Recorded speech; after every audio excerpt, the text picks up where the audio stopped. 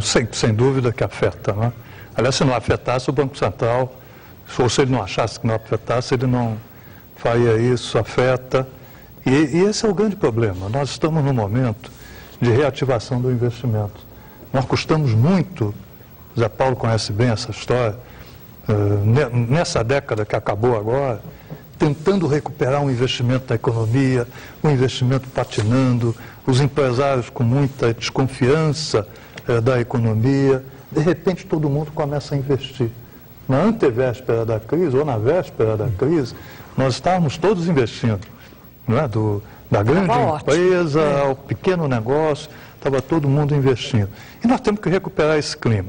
Se aumentar os juros, nós temos sempre o perigo desse clima do empresário já não gostar tanto das expectativas que eu tenho animado agora e reduzir o seu investimento. Se isso acontecer, vai ser, digamos assim, um problema muito sério. Água fria. É uma água fria num processo que está esquentando. Esse é o segredo da política econômica. A política econômica, em geral, é um feijão com arroz muito grande, mas tem momentos que ela é decisiva. Se subir os juros agora, eu acho que podia esfriar essa cumilança, né? essa pagelança, eu acho que não deveria fazer isso agora. O professor Guillon havia falado na questão da percepção da população, né? E crescimento econômico, inflação baixa, é tudo que o presidente Lula quer para ser bem sucedido no resultado eleitoral. Se, com a demanda aumentada, a inflação começar a se animar, o Banco Central que já sofre suas neuroses lá e já tem aquela grande preocupação, essa sinalização de possibilidade de subir a taxa para conter a questão da inflação, que pode ser tão perniciosa para um resultado eleitoral. Daí para a gente fazer algum questionamento, o que seria melhor? Deixa a Selic baixa e a inflação crescer, desde que garanta votos, ou um mecanismo de defesa precisa, sim, se impõe para esse controle de algo tão pernicioso como é a inflação, que corrói a renda. E aí não tem quem ache graça em votar, né, em quem promove esse tipo de política. Veja, eu acho que essas coisas não são automáticas, eu acho que não se traduz automaticamente. Medidas econômicas, o resultado da economia a curto prazo e como as pessoas vão votar.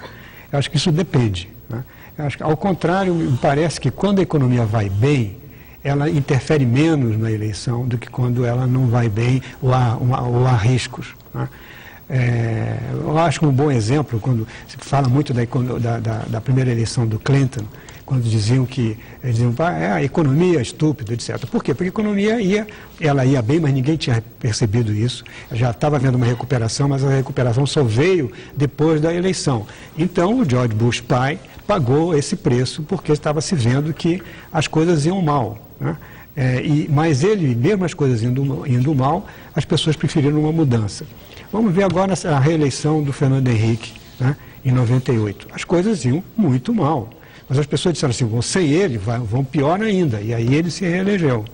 Entende? Então, esse risco do que ia mal, ele pode afetar as eleições, mas, por outro lado, essa ideia de que como a economia vai bem, está todo mundo bem satisfeito com a economia, etc., então o governo necessariamente é beneficiado, pode ser que zerando o campo sendo zerado, né, aí são outras questões que vão entrar.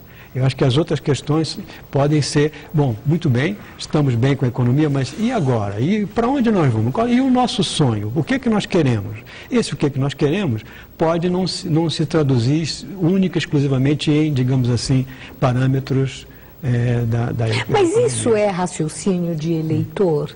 Eleitor, para a definição do voto, ele fica fazendo esse tipo de reflexão no sentido de qual é o avanço, o próximo passo, ou se ele está bem, a economia está bem, ele e a família inteira estão empregados, o dinheiro está rendendo, está valendo, está dando para comprar todos aqueles objetos de desejo, do consumo.